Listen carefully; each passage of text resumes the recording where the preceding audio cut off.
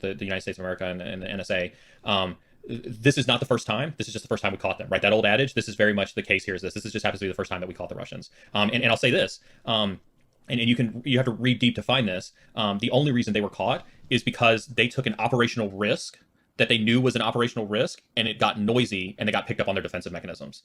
And so that shows that was part of a strategic plan. They were operating on a regular basis from a offensive cyber operations campaign, and it was because they made a mistake that ultimately got them caught. And so I think it's a testament and a realization of the state of cyber war that we're in. And I want to get on a small soapbox on this, because this is something I recently spoke with the CEO of a Fortune 100 company the other week, and one of the statements that I mentioned to him when we were talking about the SolarWinds thing, when I got out of the military in 2013, I'd spent 10 years of my life dealing with APT, dealing with state-sponsored activity and things like that. When I got out, it was hard to make that distinction between, were APTs the threat or were cyber criminals the threat based on the industry and the vertical that I was in. It was very siloed in that regard. I can remember an APT attack happening and us being like, I'm going to stop you right now, just for the international audience. What are the acronyms that you're using?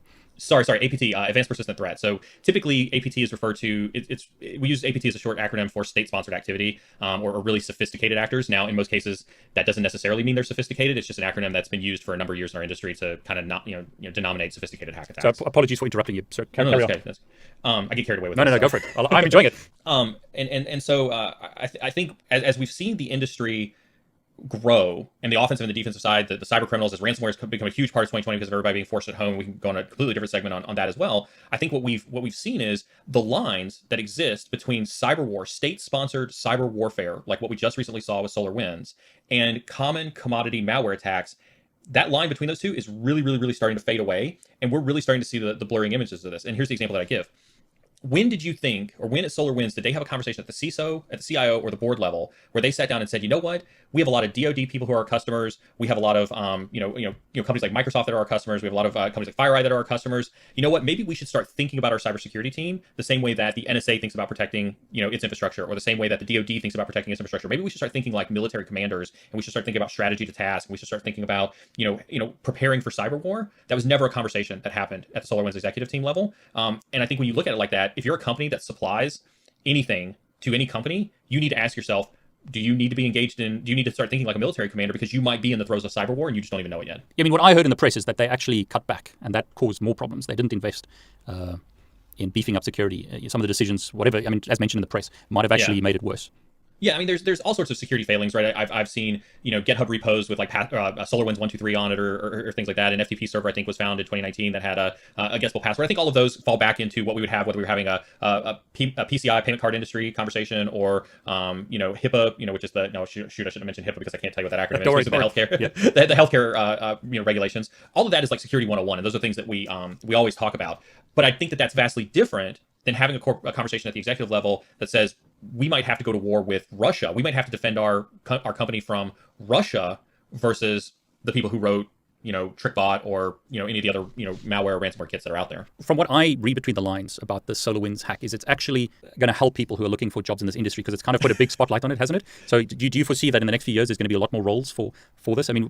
We're discussing like military type, ideas or ways of doing things. What do you think what's going to be the effect of this? I don't think that this singular incident is going to have a drastic increase in driving people to cybersecurity. And I say that not to say that this is a low-key incident or anything like that. I think if you take a look at the last 12 months as a whole, if you look at the pandemic, you see IT organizations that have had to massively force a remote workforce into their organizations. Their VPN concentrators couldn't hold the load. They didn't know how to secure remote workstations. They didn't know how to secure third-party vendors that were coming into organizations to do remote work. I've heard horror stories of laptops that have gone home from companies, and that's the only computer in that household. And so you can imagine that the husband is using that computer, the kids are using that computer, right, for all sorts of stuff. And so that puts a huge amount of risk on a cybersecurity organization that never existed ever before. And so I think over the last 12 months, and then that's not even to take in the fact that as part of the pandemic, ransomware, I'm waiting for the FBI report to release their annual report, but I would venture to say that 2020 was exponentially more profitable for ransomware makers than any other year prior, simply because, and I'm saying exponentially more profitable because of the pandemic, because of everybody working from home. I think that has put an emphasis on the need for cybersecurity. I think what's happened at CISA, one of the weird things that's happened, here in the States, is we've oftentimes criticized the FBI or the NSA because they know about cyber attacks and they know about adversaries and they know about exploits, but they don't share them with the private companies. And so I think mid-year, we started to see a lot of, I think this happened around the the F5 zero day that happened, and then it happened with some of the WinLogin stuff that happened with the Microsoft vulnerability, where we actually saw NSA come out on their Twitter account and be like, you need to patch this right now. Like, this is a problem right now, sort of thing. And then we see CISA, take a more active role in putting out bulletins about vulnerabilities and 0 days and things like that out there. I think that shows a shift where there's a lot of focus on cybersecurity that started about mid-year last year. I think FireEye and SolarWinds obviously continue to blow it up, but I think that it's really just riding the wave of why we need more people in cybersecurity. There's an interesting stat I throw around when people ask me about it. There's 3.5 million unfilled open cybersecurity positions globally in the industry right now, and there's not enough people to fill this 3.5 million open headcount right now.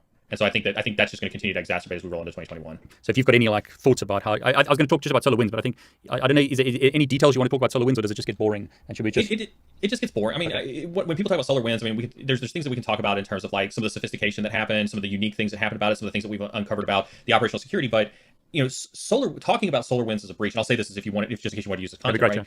Talking about SolarWinds as a breach is just like talking about any other company as a breach. What we have to look at is, was there failing on basic security controls? 100%.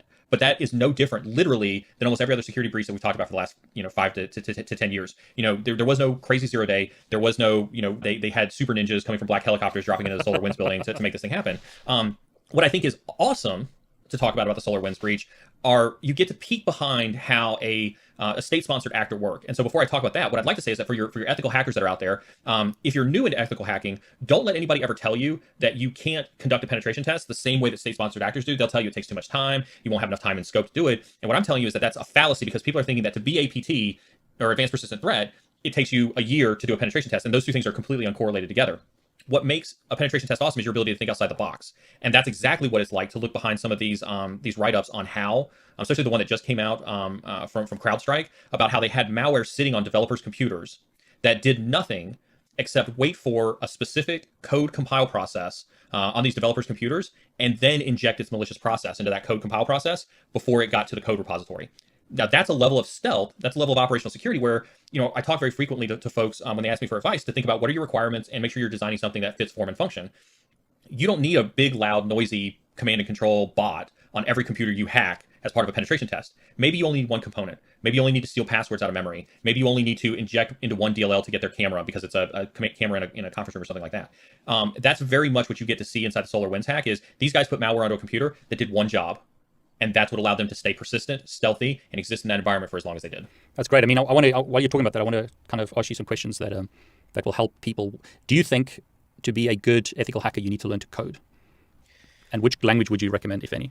The short answer is, do I recommend you learning to code? Yes. Is it an operational requirement? No. And then I'll preface that by saying, if you're an ethical hacker, that does not make you a coder. And if you're a coder, that doesn't make you an ethical hacker. The two things are ridiculously mutually exclusive. I can code, but I'm not a programmer. I couldn't program myself out of a wet paper bag. My code has no comments. It's all run together. Excuse me. The indentation is bad. I mean, it's terrible. It's terrible practices from a programmer perspective.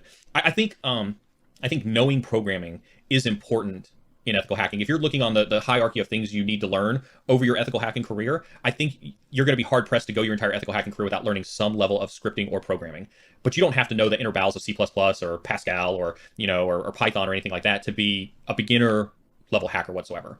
I tell people, if you're looking for 3, and you'll see this as a trend with me, David, I always talk about the top 3. Right? I like it. It's easy to understand. Go on. Yeah. I say if you're looking for the 3 things to put on your vision board or your wish list, or the learning curve that you got to do to be good in IT or good in ethical hacking, Bash scripting, Python, PowerShell. I like that. Those 3 things. I think those 3 things, if you have a foundation there, everything else is easy off of that. So basically, you're talking about shell scripting and Python as the way to get in. Is that right? Exactly. Linux shell scripting, Windows shell scripting, and Python to Python for APIs, Python to bridge the gaps. You can install Python libraries onto Windows. But if you look at some of the ethical hacking toolkits that are out there, like PowerSploit, Mimikatz, some of the Empire command and control post exploitation kits that are out there, those are all very PowerShell, WMIC, kind of coded and focused. PowerShell is still incredibly valuable. Most organizations either don't have PowerShell v3 or don't have PowerShell logging turned on. And in most organizations that I've been a part of, the execution policies in the Active Directory environments are set to allow PowerShell code to run from anybody anywhere, and so PowerShell can be incredibly useful. Most IT teams aren't going to turn it off because they need it for their SCCM pushes or whatever the case is inside their IT organizations. So PowerShell from that aspect, shell scripting because you're probably using Kali Linux or some Debian version that you've mangled together to do ethical hacking, and so you're going to do for loops, you're going to do if then statements, you're going to do all sorts of stuff really easy, command greps and things like that from a command line on Linux, and then Python to focus on APIs, focus on interoperability between lots of different operating systems, focus on threading because if you're doing like millions or thousands of queries on something, you're going to want to thread it out. So I think it's shell scripting, Python, and then everything else on top of that. I mean, that's great. I mean, so I want to ask you this question. When I've created videos and I've shown people stuff like with PowerShell, they tell me that's stupid because I would just disable that. So what's the in your experience, because you've worked with so many organizations, here's best practice, and like what you've just said, what do companies actually do? Because oh man, I can count on one hand, I think, the amount of companies that I've actually looked at that have PowerShell logging enabled and going into their SIM, and have by default execution policies turned off. And of the companies that do have execution policies turned off on workstations, most users still have the ability to change that execution policy. They just don't realize it because it's not something a normal user would do. And so I've literally popped onto a box, used the user shell that I had access to, changed the execution policy on that box to allow me to execute, user generated PowerShell code, pulled my PowerShell code over into that user shell, elevated my privileges with that PowerShell code, and gotten shell back and elevated shell back just by simply running, PowerShell code on a box. So yeah, best practices: PowerShell v3, PowerShell logging on, execution mode turned off, push everything out through pre-written MSIs via SCCM. Yeah, that's all best practices. Not what happens in the majority of the organizations. I'm glad you said that, because I think it sounds like a lot of the problems is people don't do best practice for whatever reason. They don't think it's necessary, it's too much hassle, whatever. So next question: when do I move from being a script kiddie to being a hacker? My cynical answer to that, David, is when you stop posting that you DDoS people by getting their IP address on Reddit, when you stop posting that you've downloaded somebody else's code and ran it one time on a test machine and therefore you're elite SOAR hacksaw, when you stop thinking that just because you have Kali Linux inside of a VM that you're a hacker, when you change that mindset, in my mind, you're no longer a script kiddie. If we can break people out of that mindset of trying to put their egos, the fact that the ignorance of less smart people to understand what Kali Linux is or the value of an IP address, when we stop trying to use fear, uncertainty, and doubt to tell people how awesome you are in this space, I think that's when you mentally graduate out of the script kiddie phase. I mean, we spoke about some of this offline, but let's talk about this now. There seems to be this, I've had on my YouTube videos, I get the best comments ever on my hacking videos or my like ethical hacking videos. That you are I won't even mention the words, beep, beep, beep, beep, beep, beep, beep, whatever. There seems to be this, for whatever reason, this issue in the ethical hacking space, if you like, of my ego is better than yours, or I'm better than yours. So, what would you say to that? I think that I've written about this. I've written articles for folks about this. I actually had a pretty divisive rift in my community, having written about the toxicity inside of cybersecurity, inside of InfoSec. And if you've been part of some of the bigger followings and groups on Twitter, it's real easy to get caught up in some of the just real toxicity that happens inside the cybersecurity community. And I think a lot of that toxicity is very much centered around people's egos. And I'm not a psychology. I don't play one on TV, and I didn't say the Holiday Inn last night. But what I will say is I think a couple of things have contributed to that. We have people who are chest thumpers who are like, I hack Stratfor, I'm part of Anonymous, I bring down global governments, they're like, I hacked into hacking team, and they hold those things up as badges of honor. And what that's done is that's created a mentality that says that, if you're not this good, if you're not this high to ride this ride, you don't belong in this industry. And I think that same mentality can be taken over to some of the mantras that we've built, or some of the ways that we've interpreted the try harder mentality that has come out of the OffSec organization. I think people have interpreted the try harder mentality that's like, no, you can't ask a question. I didn't have Google when I was coming up in the ethical hacking space. I didn't have all the resources you have. I didn't have David's videos. I didn't have, Udemy or Cyberry or INE or anything like that. So if I didn't have all of that and I figured it out, you have to figure it out too. And so we get back to this, you have to be this high. Your bar has to be this high if you want to be in this space. And I think that has created an unnecessary amount of toxicity. It's turned people away from our industry, which is a huge problem in and of itself. And it has created the egos that say that like, oh, you don't have a CVE to your name, therefore you don't have a business being in this conversation. You don't have 100,000 followers on Twitter, you don't have a business being in this conversation. You haven't been hacking your entire life, you don't have a business being in this conversation. I think those egos have created a level of toxicity that I think a lot of people who have that mentality are afraid of being usurped by the vast amount of information. I'm envious. I am envious of every person watching this video right now, wherever you are in your career. If you're beginning in this career field and you're watching David's videos, I would kill to be in your position because you have access to so much more information than I ever did when I was starting this. When I wrote my first password brute forcer, I did it in BASIC, and I was trying to figure out how to do it because there wasn't an easy book on how to write BASIC. I was 16 years old. I wasn't going to go find a book in the library. There was no Google, to be like, how do I hack? How do I write a password brute forcer to get into a bulletin board system? Right? When I learned about this was when passwords were being stored in Etsy Password versus Etsy Shadow. I discovered that because I was working for a mechanical engineering company that had HPUX systems on a bus network, and I was just putzing around on the file system, and I saw something that said PASSWD, and I said, oh, cool, what's that? And I catted that and saw usernames and passwords on there, right? That was how we did it. That's not how you all who are consuming this content are going to learn how to be some of the best hackers this world has ever seen, because you have access to so much more information. And I'd kill to be coming up in this space, in the ethical hacking space, because of that. And I think you make a lot of people nervous in our industry because of that. I think it's use it to your advantage. I mean, I think it's that whole thing. You can build further because you're building on what others have done. And so would you encourage young people or people breaking into the industry just to ignore that kind of nonsense and just focus on their goals? Yeah. 100%. I think if you stay away from, you don't let your ego, right? Mark Wahlberg, right? Good saying in Mile 22, in the movie Mile 22, he says, ego is not your amigo, right? Ego is not your friend. Just stay away from it. Stay away from the toxicity. I mean, if you want to be part of this community, that's fine. But you see somebody popping off on Twitter, don't engage in that. Be better than that. Like, trust me. I had somebody on the stream last night chatting. The question they asked was how to make $500,000 a year in cybersecurity, and my answer was be a CISO.